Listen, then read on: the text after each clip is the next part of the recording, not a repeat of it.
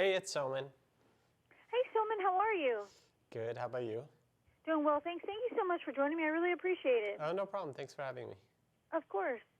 So can you tell us about your new book, The Last Ever After, and what inspired you to write it? Sure. It's the conclusion to the School for Good and Evil series, which I started a couple years ago, which sort of takes back fairy tales from Disney. You know, I sort of was inspired by the fact that I think everybody is a little bit brainwashed by Disney fairy tales, and those stories have sort of taken over, you know, everybody's life at some level by convincing them what a happy ending is. So I wanted to do my own version of what a fairy tale actually is, and sort of bring it back to, you know, all those shades of light and darkness that used to be there before Disney sanitized the stories.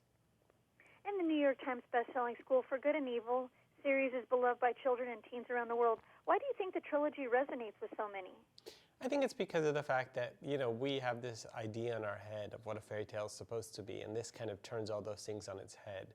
So you can't really predict where it's going because you're already sort of attuned to thinking you know how the story's going to go.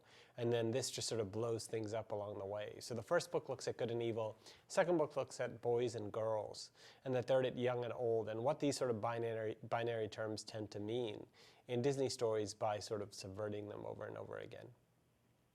And at the School for Good and Evil, girls and boys are trained to be fairy tale heroes and villains. Who gets to decide their fate?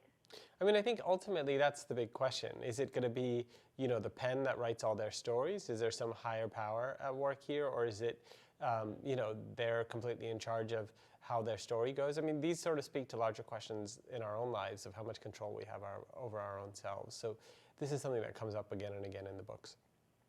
Would you say you're an ever or a never? So evers go to the School for Good and believe in love as the highest power. So they believe in this idea of a happily ever after.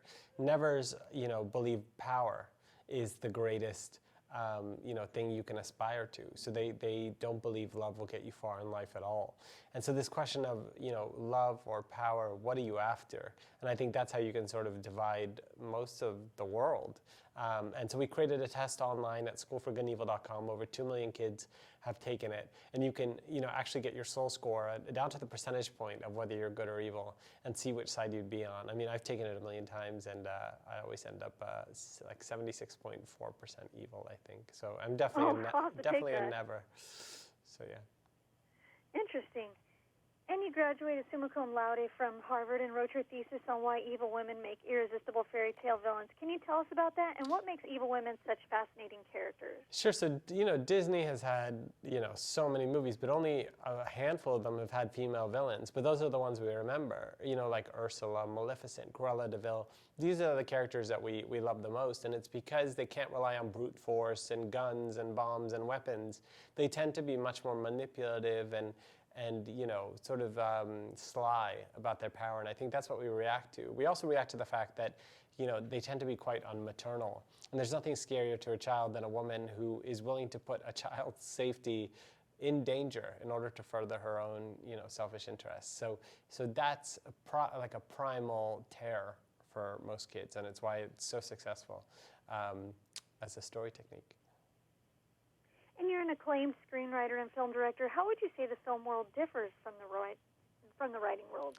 So the Universal's making the books into a movie produced by Joe Roth, who did Snow White and the Huntsman, All is the Great and Powerful, and Alice in Wonderland, and Maleficent. So it's going to be a big sort of fairy tale spectacular. And I think I wrote the screenplay for the movie, and I think it sort of comes down to this primal difference between publishing and movies, in that movies is much more collaborative. It's a big political machine that sort of comes in and takes over because it's you know, like a $200 million budget. So I think at the end of the day, on the film side, you kind of do your work and then, you know, let the train go on its way. Whereas on publishing, I'm definitely controlling every single aspect of it.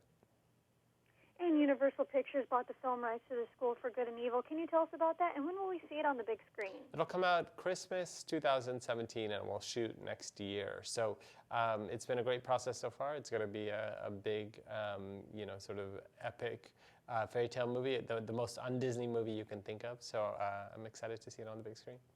That's so exciting. Congratulations. Thanks so much. And where can viewers go for more information and to purchase the last ever after? So you can purchase the books anywhere. There's a hardcover box set of all 3 hardcovers in collectible editions that comes out on Tuesday everywhere, and you can get it at Amazon, Barnes & Noble online, all those places. In addition, you can go to schoolforgoodandevil.com. There's video book trailers on there.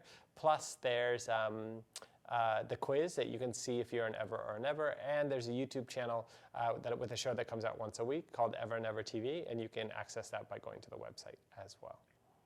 Well, thank you so